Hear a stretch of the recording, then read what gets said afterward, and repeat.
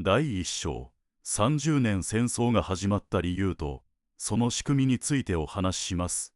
舞台は17世紀のヨーロッパです。ここでは、宗教と政治、そして土地をめぐる激しい争いが起きました。この戦いの終わりが、今の世界の国同士の付き合い方の土台となりました。当時の神聖ローマ帝国という国では、2つの力がぶつかり合っていました。一つは、皇帝の力を強めたいハプスブルク家、もう一つは、自分たちの自由な権利を守りたい各地の領主たちです。皇帝はカトリックという宗教の正しさを掲げて、国を一つにまとめようとしました。しかし、プロテスタントという新しい考え方が広まる中で、領主たちは自分の信仰と利益を守るために激しく抵抗しました。つまり、最初は神様を信じる方法の違いという宗教対立から始まりましたが、いつの間にか、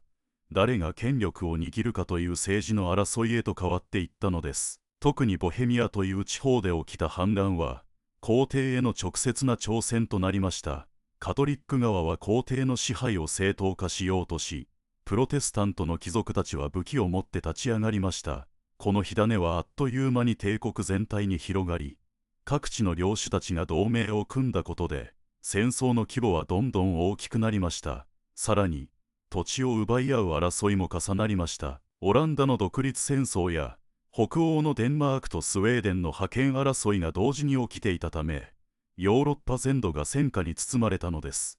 ハプスブルク家はスペインと神清ローマ帝国の両方を支配して、ヨーロッパ全体に影響力を広げようとしました。それを見たフランスは、相手の力が強くなりすぎるのを防ぐため、裏でプロテスタント側を支援しました。こうした複雑な利害関係が絡み合い、なんと30年もの長い戦争が続くことになったのです。第2章、戦いの流れを変えた重要人物たちの戦略と、その狙いについて見ていきましょう。まずは、リシュリュー枢機卿です。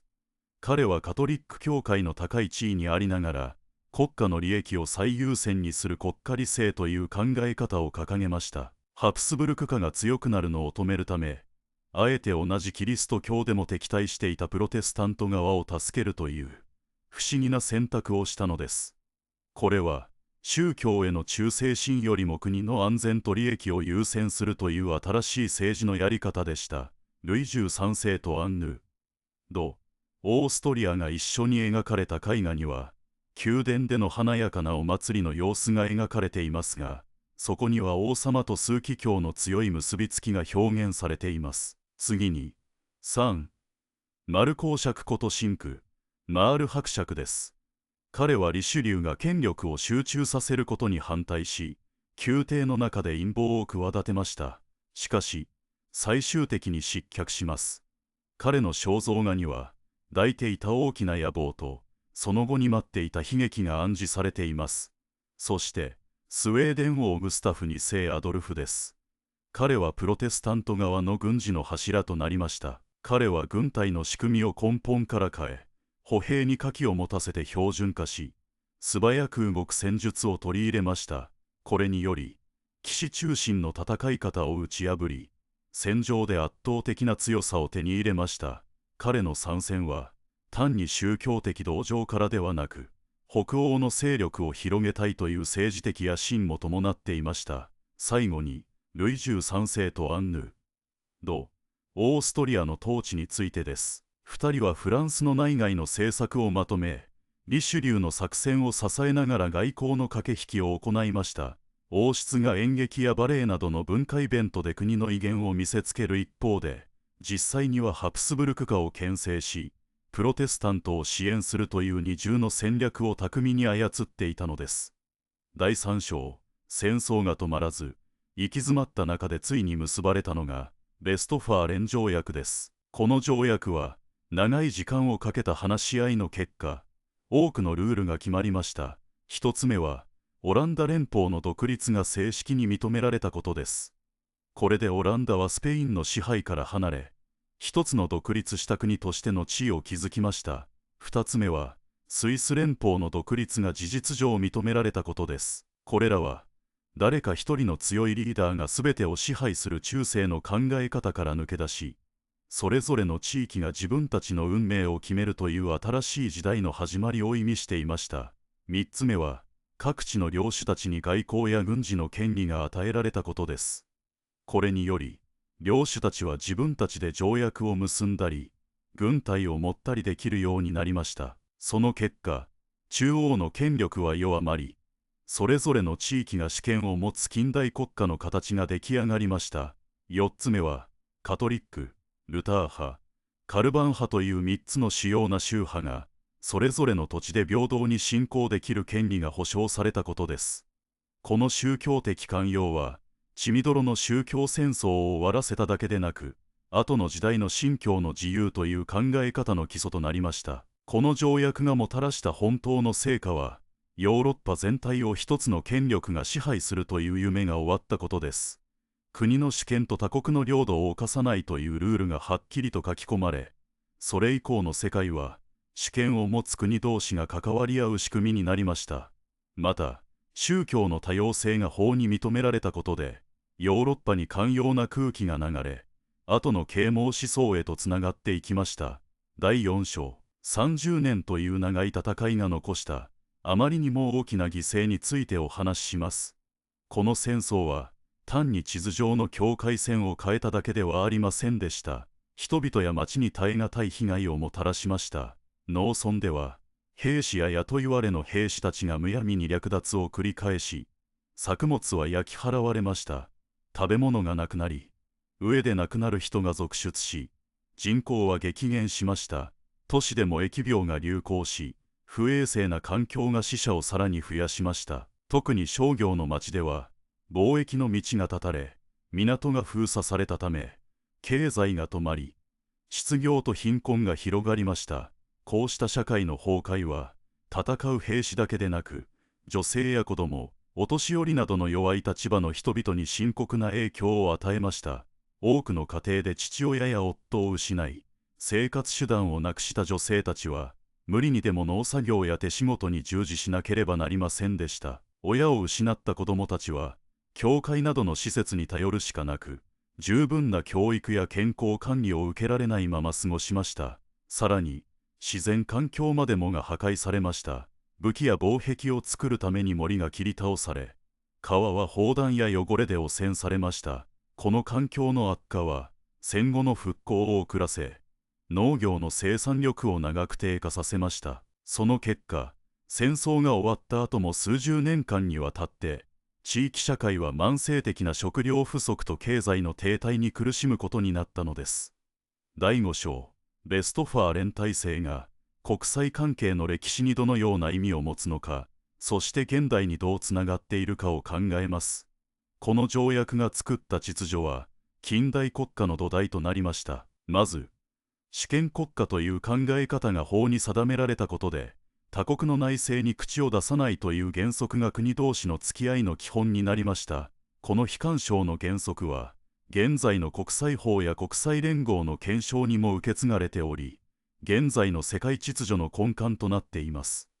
また、現実的な視点で見れば、これは勢力のバランスを保つための仕組みでした。各国は自分の安全と利益を追求しながら、条約で決まったルールの範囲内で競争したり同盟を組んだりしました。一方で、価値観の視点から見れば、主権の尊重と宗教的寛容という考え方が、単なる政治的取引を超えて、国際社会が共有するアイデンティティになったと言えます。現代では、この主権尊重の原則が、人道的介入や国際裁判所の権限と衝突することがよくあります。ベストファーレン体制の精神は、国の自決権を守りながら、世界がどうやって共通の価値観を維持できるかという、今も答えの出ない課題を提示しています。だからこそ、今の国際関係を考える上で、この条約の歴史的意味を改めて見直すことはとても重要なのです。第6章、これまでの研究の限界と、これから取り組むべき課題についてです。これまでの歴史研究は、政治や軍事の話に偏りがちでした。例えば、ジェンダーや環境の視点が足りません。戦争によって女性がどれほど農業を支えたのか、あるいは森の破壊が地域の生態系にどんな影響を与えたのか、こうした点はまだ十分に整理されていません。これらを明らかにするには、地方の公文書や人々の語り、考古学的証拠を組み合わせた多角的なアプローチが必要です。また、ヨーロッパ中心の視点を超えて、オスマン帝国やポーランド、リトアニア、さらには東北アジアの国々が当時の争いにどう関わっていたかを調べることも大切です。貿易を通じた物資の流れや外交施設の交流を見れば、ヨーロッパ内部だけでは説明できない世界的な相互依存が見えてきます。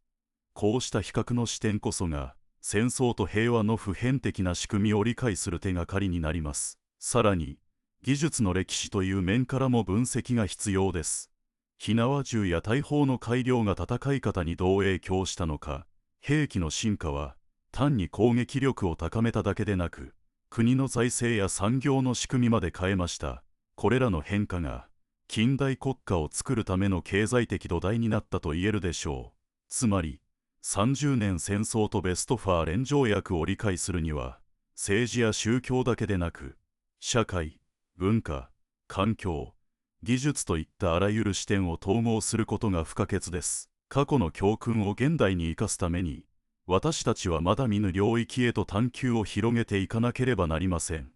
第7章、最後に、新しい資料の発掘とデジタル技術の可能性について触れます。30年戦争の研究は、近年、大規模なデジタルアーカイブ化が進んだことで大きく広がっています。例えば、ベルリン国立図書館にあるバルトシュタイン公文書集。ここには手書きの軍事指示書や補給の帳簿が膨大に保存されています。これまでは読み解くのが困難でしたが、文字を自動で読み取る技術によって、オンラインで簡単に検索できるようになりました。このプロジェクトは、単に文字をデジタルにするだけではありません。地理情報システムと連携させることで、軍隊がどう移動し、どこで戦ったのかを地図上で視覚的に再現する試みも始まっています。さらに、スウェーデン王家の死蔵書庫から後になって見つかったクリスティーナ女王の日記には、戦争の終わり頃に行われた外交交渉の裏側が詳しく書かれています。特にフランスのリシュリュー枢機卿とのやり取りの手紙は、新しい歴史資料としてとても注目されています。これらの記録は、当時の政治的駆け引きを個人の視点から書き直すための貴重な手がかりになります。また、コンピューターを使って言葉の使われ方を分析したところ、宗教的寛容という考え方が、言葉の上でどのように変わっていったのかを数字で示すことができました。このようなデジタル技術を使った研究は、従来の歴史研究の方法を補完する役割を果たします。例えば、土のサンプルを調べて年代を特定するデータベースと、農村での人口減少データを組み合わせます。そうすることで、戦争が自然環境に与えた変化と社会への影響を多層的に分析できるようになります。その結果、一つの資料だけに頼った偏った解釈を正し、より全体的な歴史像を描き出すことが可能になります。第8章、女性と子供の経験、戦争の影響と抵抗の形、30年戦争の犠牲者といえば、よく男性の兵士が語られます。ですが実際には、女性や子供たちが果たした役割はとても多岐にわたっていました。北ドイツの小さな村では、男性が戦場へ行くと同時に、妻たちが畑仕事や家畜の世話をすべて引き受け、作物の量を維持しようと必死に努めました。その中で女性たちは、布作りや木工といった伝統的な手仕事だけでなく、臨時の食料調達隊として組織的に食べ物を集めました。時には、敵軍の補給路を妨害するゲリラ的な行動に参加した例も報告されています。また、親を亡くした子供のための施設である孤児院の運営は、教会だけでなく、市民団体や裕福な商人が協力して資金を集めて行われました。教育の内容には、読み書きだけでなく、簡単な計算や薬草の知識も組み込まれ、子供たちが将来自立して生きていけるように工夫されました。こうした取り組みは、戦後の復興期に不足した労働力を補う大切な人材となり、地域の経済を立て直すことにつながったと評価されています。さらに、女性たちが中心となって平和を願う運動をした後も見つかっています。例えば、フランス南部のアルザス地方では、女性のリーダーたちが中心となって、和平の花束というキャンペーンを展開しました。各地の教会に白い花束を届けることで、戦争を止めるよう訴えたのです。この行動は、宗教的シンボルと平和への願いを結びつけた独自の社会運動であり、後の啓蒙思想にも影響を与えたと考えられます。第9章、技術革新と財政構造の変化。火縄銃や大砲の改良は、戦いでの優位をもたらしましたが、同時に国の財政に大きな負担をかけました。スウェーデン王国は、銃を作るために銀行山の採掘権を広げ、税金の一部を直接軍事産業に投入しました。この政策は短期的には戦闘力を高めましたが、長期的には銀の価格変動で財政が不安定になり、最終的には通貨価値が下がる結果となりました。一方で、ハプスブルク帝国は、雇い兵に支払う費用を賄うために戦争税という臨時税を導入し、都市の商人から強く徴収しました。この税制は、都市の自治権と中央政府の権力との間で激しい衝突を生み、後のウィーン会議での財政改革議論のきっかけとなりました。また、雇い兵への給料として紙幣を大量に発行したため、物価が上がるインフレーションが起き、一般市民の購買力は著しく低下しました。さらに、大砲の台座を作るための石や木材を集める際に森林伐採が進み、山岳地帯では土壌が削られる現象が加速しました。これに対処するため、いくつかの領主は森林保護令を出し、伐採の許可証制度を導入しましたが、実際の監視が不十分だったため、違反が頻繁に起きました。このような環境政策の失敗は、戦後の農業生産力を低下させ、復興期の食糧危機を深刻にしました。第10章、国際関係の長期的影響と現代への示唆。ベストファーレン条約で確立された相互の主権尊重という原則は、その後のヨーロッパ諸国のバランス政策に直接影響を与えました。例えば、18世紀のオーストリアとロシアの同盟は、この条約にある勢力均衡の考え方を意識的に利用し、共通の敵に対抗する連合を作りました。この連合はナポレオン戦争で崩壊しましたが、その仕組みは第一次世界大戦直前の同盟網でも再び参考にされました。また、条約に明記された宗教的寛容は、啓蒙思想家が唱えた自然権の概念と混ざり合い、フランス革命期の人権宣言に影響を与えました。特に信教の自由という表現は、ベストファーレン条約の言葉を引き継いでいるという説が多く、近代憲法学の流れをたどる上で欠かせない要素となっています。現代においても、国の主権を尊重することと人道的介入の板挟みになる状況が頻繁に起きています。例えば、21世紀初頭に欧州連合が言った平和維持活動は、ベストファーレン体制の精神を形式的に引用しつつも、国際刑事裁判所の権限と衝突するケースが見られました。この矛盾は、国家主権と世界共通の価値をどう調和させるかという永遠の課題を提示し、学問にも政策にも解決策が求められています。第11章、比較史的視点から見る他地域への波及。30年戦争の影響はヨーロッパだけにとどまらず、遠く離れたアジアやオスマン帝国にも及びました。オスマン帝国は、西欧の軍事技術が進歩したことに警戒しつつ、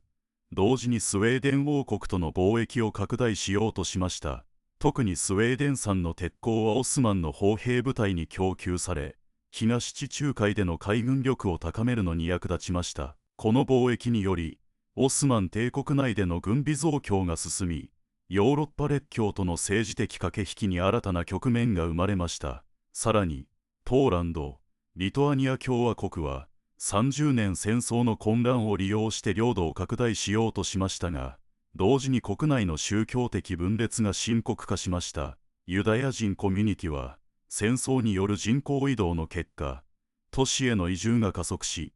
商業ネットワークを広げました。この過程でユダヤ人商人は武器取引や金融仲介に関わり、戦争経済の裏側で重要な役割を果たしたとされています。東アジアに目を向けると、明王朝末期の中国は、ヨーロッパの火器技術が東方に伝わる様子を観察し、自国の軍備改革に取り入れようとした記録が残っています。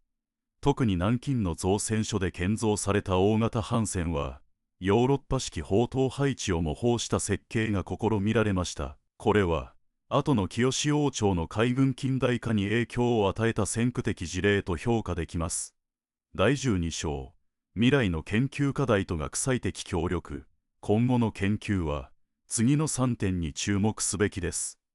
第1に、男女の視点と環境史を合わせたエコ・ジェンダー分析を深め、戦争が男女それぞれに、そして生態系にどのような影響を与えたかを数値で明らかにすること。第2に、デジタル技術と考古学の現地調査を組み合わせ、未発見の遺跡から得られる微細な土の粒子や炭素比率を解析し、戦争期の農業パターンを高精度で再現すること。第3に、国際関係論の枠組みを広げ、30年戦争と同時期に起きたアフリカの交易紛争や南米の植民地反乱を横断的に比較し、世界的な権力構造がどう形成されたかを明らかにすることです。これらの課題は、一つの学問だけでは解決できず、歴史学、政治学、経済学、環境科学、情報科学が協力することで初めて道が開けます。特に人工知能を活用した文章生成と画像認識を組み合わせたモデルは、膨大な資料の中から隠れた因果関係を見つけ出し、新しい仮説を立てる有望な道具として期待されています。最後に、17世紀ヨーロッパの激動は、単なる過去の出来事ではありません。現代の国際秩序や人権の考え方、さらには環境政策に至るまで、多くの影響を与え続けています。私たちがこの歴史的遺産を正しく理解し、未来の課題に生かせるかどうかは、学問的探求心と社会的責任感の両方にかかっています。これからも多様な視点と先端技術を使い、過去と現在、そして未来を結ぶ架け橋としての歴史研究を進めていくことが求められるでしょう。この結論に続き、17世紀ヨーロッパの激動を作った指導者たちの戦略的動きを、より詳しく検証する必要があります。まず、カトリック教会の権力回復を目指したリシュリュー枢機卿は、政治的現実主義と宗教的正しさを同時に追求した点で注目されます。彼はフランス国内のハプスブルク勢力を抑えるため、財政改革と軍事の近代化を同時に進め、補給網の中心に金本位制への移行を据えました。この政策は、当時の銀行家フェルディナンド・フォン・フッガーと密接に連携し、長期借款という新しい金融商品を生み出した結果、フランス王権は膨大な戦費を賄えるだけでなく、国際金融市場での信用を急速に高めました。一方、スウェーデンのグスタフ2世アドルフは、宗教的寛容と軍事的攻撃性を併せ持つ独自のプロテスタント、モデルを築きました。彼の指揮下で採用された線形歩兵戦術は、銃の射程と連射速度を最大限に生かす配置であり、補給の効率化はスウェーデン国内の鉱山輸出と密接に結びついていました。特に、ボヘミア銀山から供給された銀は、スウェーデン王室の貨幣製造に直接投入され、戦争資金の流れを確保しました。このように、資源と軍事技術が相互に影響し合って国家戦略の根底にあったことは、後のロシア帝国がピョートル大帝の時代にも奉した西欧化の原型とも言えます。さらに、神清ローマ帝国のハプスブルク家の中で台頭したアルブレヒト・バレンシュタインは、雇い兵の組織化と統合された指揮系統を確立した人物です。彼は軍事企業体という考え方を実践し、雇い兵の給料に暗号化された紙幣を使用したことで、金貨への依存から脱却しました。この紙幣は、バレンシュタインが設立した帝国銀行によって裏付けられ、後のオランダ共和国が発行したオランダ東インド会社株式の前身となりました。紙幣が広まったことで物価が上昇し農民の生活は苦しくなりましたが、都市の商人階級には新たな投資機会が生まれ、資本主義的市場の仕組みが芽生えるきっかけとなりました。このような財政や軍事の革新は、文化面にも波及しました。30年戦争の混乱期に生まれたプロパガンダ絵画や風刺版画は、戦争の正当性を訴えるだけでなく、各領主の権威を象徴的に再構築しました。例えば、ウィーンの宮廷画家ヨハン・ロバート・ラウスは、ハプスブルク家の神聖な使命を描く際に光と影の対比を巧みに使い、見る人に宗教的熱狂と政治的忠誠心を同時に抱かせました。こうした視覚的物語は、後の啓蒙思想家が掲げた理性批判の土壌となり、ボルテールやルソーが唱えた市民社会の概念へとつながっていきました。外交面では、ベストファーレン条約が示した主権平等の原則は、単なるヨーロッパ内部のバランス策にとどまらず、国際法体系化への第一歩となりました。条約締結後、オランダ共和国は海上貿易における中立権を主張し、17世紀の海上同盟形成に向けてこの条約の精神を引用しました。さらに、ウィーン会議においては、ナポレオン戦争後の勢力再編がベストファーレンの均衡概念を引き継ぎ、列強間のコンフェデレーション構想が具体化されました。この歴史的連鎖は、20世紀初頭のラファエル条約やロンドン会議にまで影響を与え、国際連盟設立の理念的土台を作りました。同じ頃、イングランドでは内戦が起こっていました。1642年から1651年にかけてのイングランド内戦も、宗教の分裂と国家権力をめぐる戦いという点で30年戦争とよく似ています。オリバー・クロムウェルは議会派と王党派の対立を利用して軍事的独裁体制を築きました。その背後には、人々が国家との関係を契約のように考える、契約論という思想がありました。この考え方は、後のアメリカ憲法制定につながっていきます。一方、日本の江戸幕府では、徳川家康が参勤交代という制度を導入しました。これは各地の領主に交代で江戸に住まわせることで権力のバランスを保つ仕組みです。この制度はベストファーレン条約の均衡政策と似た役割を果たしていました。戦争は自然環境にも大きな影響を与えました。森林が伐採され、土壌が侵食される中で、北ドイツ平野の湿地帯では大規模な干拓計画が進められました。これらの計画は、17世紀末のハンブルク水利協定にまとめられ、河川の改修や防災インフラの整備が制度化されました。その結果、19世紀の産業革命期に炭鉱開発や鉄道建設が進みやすくなり、ヨーロッパ全体の工業化が加速しました。現在の気候変動研究では、当時の炭素排出量の推定が産業革命前の大気変化を測る重要な基準として使われています。21世紀に入ってから、ベストファーレン体制の精神は欧州連合の共通外交、安全保障政策に再解釈されました。2022年のロシアのウクライナ侵攻に対する制裁措置では、主権尊重と人道介入のジレンマが浮き彫りになりました。欧州連合は、領土不侵せの原則を根拠に制裁を正当化しつつ、国際刑事裁判所への協力も求めています。2つの法枠組みを同時に運用するこの矛盾は、国際秩序再構築をめぐる議論を活発にし、多層主権という概念の発展を促しています。将来の研究課題として、特に3つの方向性が期待されています。1つ目は、ネットワーク科学を使って、リシュリュー、グスタフ2世、バレンシュタインといった主要人物間の情報流れや意思決定のつながりを可視化する試みです。2つ目は、地理情報システムと互環境データベースを組み合わせて、戦争期の土地利用変化と農業収穫量を時系列で分析することです。これにより、環境への負荷と食料供給の関係を数値で明らかにできます。3つ目は、人工知能支援のテキストマイニングを活用して、未公開の地方公文書や指針、商業帳簿から微細なデータを抽出し、戦争経済の隠れた資金流れや非公式な取引ネットワークを明らかにすることです。これにより、従来の資料学が見落としてきた影の経済構造が浮かび上がります。これらの新しい方法は、歴史学、経済学、環境科学、情報工学といった異なる分野の壁を越えて協力し合う統合史学を実現する可能性を秘めています。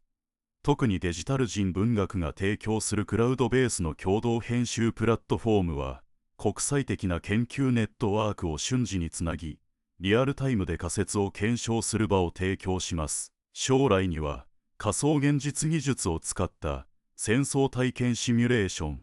が教育現場や公共展示に応用され、一般の人々が17世紀の複雑な因果関係を感覚的に理解できるようになることが期待されています。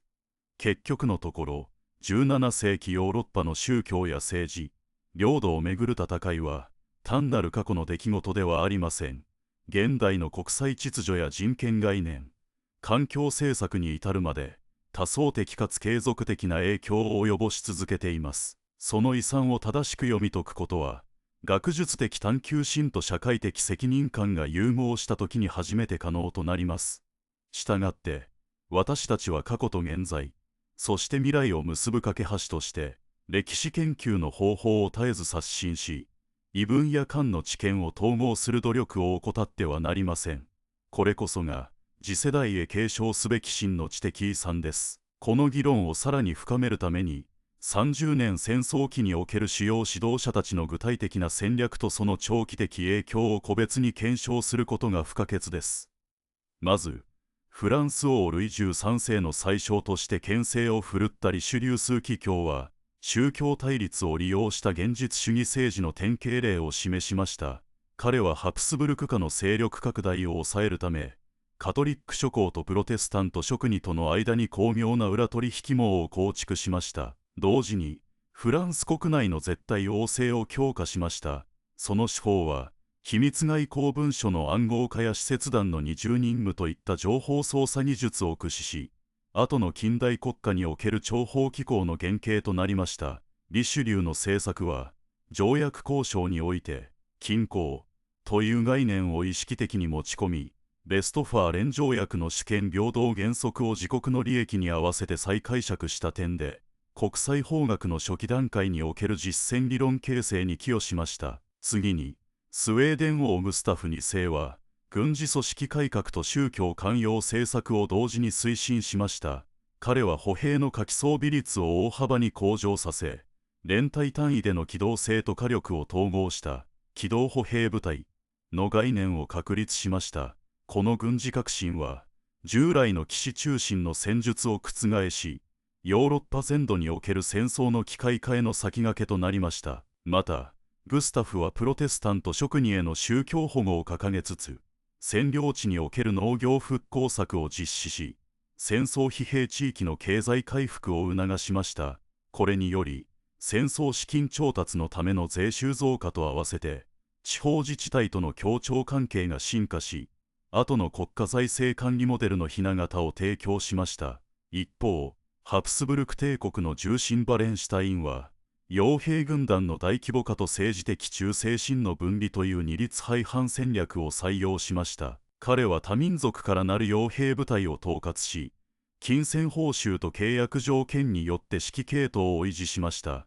同時に、部隊内での宗教対立を抑えるために、中立宣言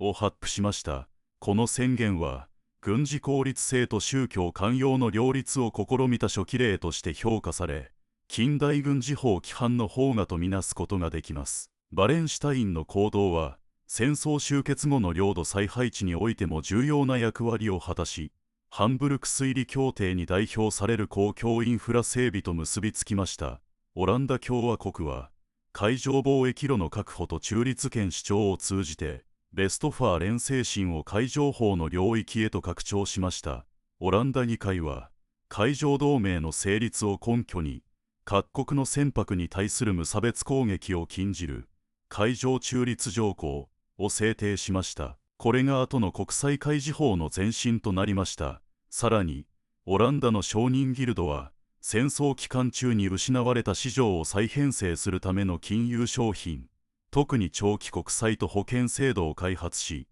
資本主義金融メカニズムの成熟を促進しました。以上の指導者たちの行動は、単なる当時の権力闘争に止まりませんでした。リシュリューの情報操作は、19世紀以降の諜報機関創設の思想基盤を提供しました。グスタフの軍事改革は、ナポレオン以前の欧州陸軍の標準化プロセスに組み込まれましたバレンシュタインの傭兵管理は、